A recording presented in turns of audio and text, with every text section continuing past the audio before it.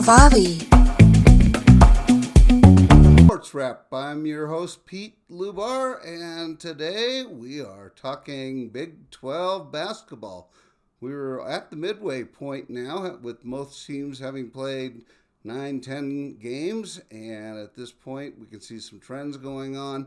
Time to catch you up on what's going on in the world of the Big 12.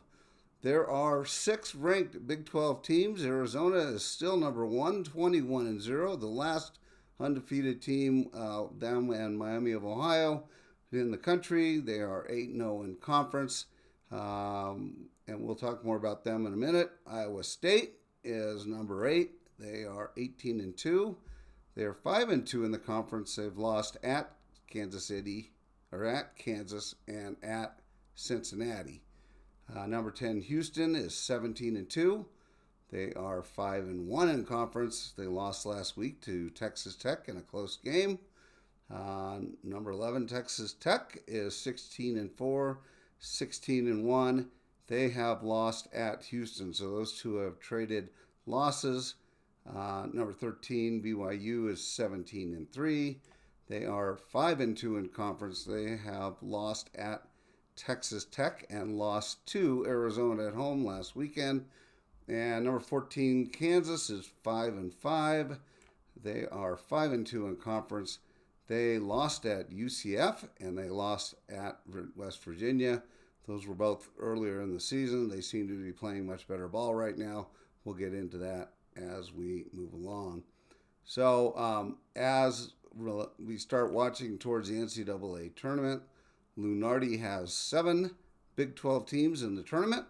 The 6 I just mentioned, and UCF for a field of 7. So we'll talk about those 7, and then I'm going to talk about one more today. Everyone else in the conference is in trouble, so we'll get to that.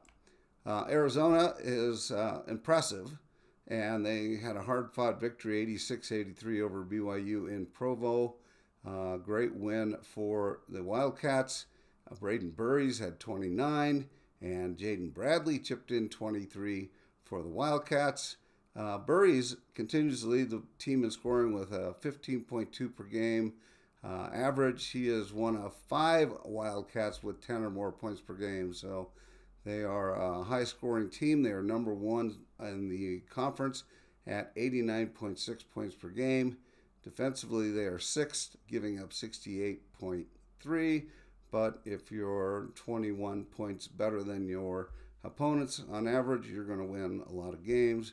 And they look like a first-line number 1 seed for the NCAA tournament at this particular point. Iowa State is currently tied for 4th in the conference of 5-2. They've only played Kansas, which they lost to, and they played, of the big 7 or 8 now, UCF, which they destroyed by 30 names last week. Their schedule's puffy, and it will remain puffy till about February 14th.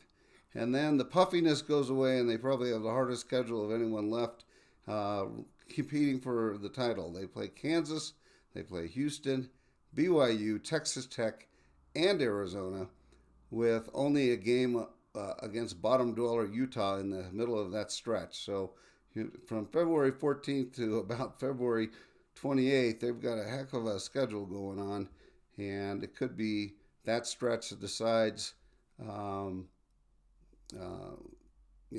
they do. They did lose on the road to Cincinnati. It's hard to imagine them getting through that gauntlet unscathed. They continue to be led by All-American candidate Milan Momcilovic, who averages 18.8 points per game. Houston is 3rd in the conference after dropping a game to Texas Tech last week.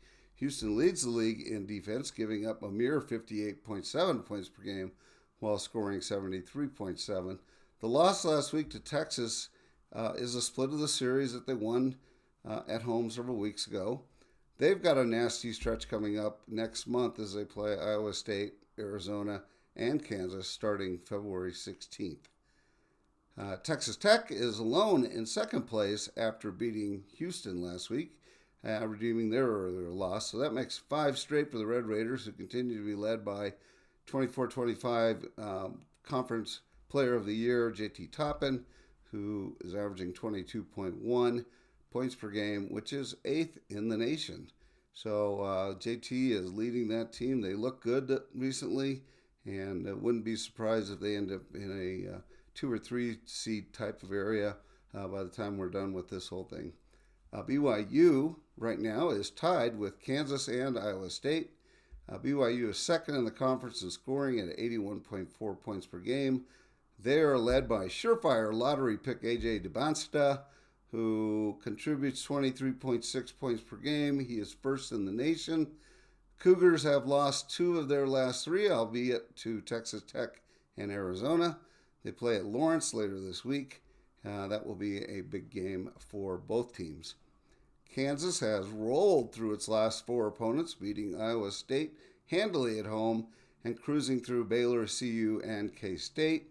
However, losses on the road to both UCF and West Virginia give pause for concern. 6 of the next 8 games are against the conference leaders, twice against Arizona, once against BYU, Iowa State, Texas Tech, and Houston. If they can get through that gauntlet, it would put them at the top of the standings and likely a 2 or 3 seed in the NCAA tournament.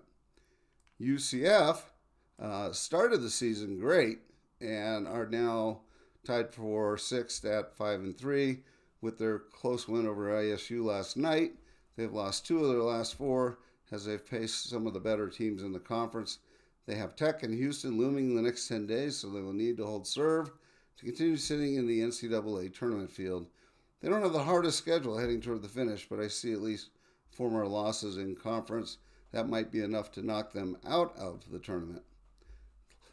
Last thing I'm going to talk about is West Virginia, which is tied with UCF with a 5-3 record. They had a nice home win against Kansas a couple of weeks ago, and the remaining schedule for them is relatively easy. They've only got Texas Tech, BYU, and UCF all at home left on the schedule, so that sets up well for them. The road games, the hardest 2 will be UCF and TCU, and the rest of the conference members already have 4 losses, with likely more to come, and therefore likely out of the conference championship bid. I don't think Arizona is going to have more than 2 or 3 losses, and that goes for some of the other teams that are competing. So they are likely on the outside looking in, but potentially working towards the bottom of the NCAA tournament bid. Here are the standings. You can see them. Arizona at the top, of course, but then you get down to TCU is only 3-4, Oklahoma State 2-5, Baylor 1-6, and K-State at the bottom 1-7. So probably the most disappointing team in that entire group is Baylor. I don't think Scott Drew imagined that his team would be 1-6 in conference at this point. I would say TCU's a bit of a surprise as well. I thought TCU might be a little better than they are this year. They're 3-4 right now. They're right on the cusp. We'll have to see if they can make a run here towards the end of the season.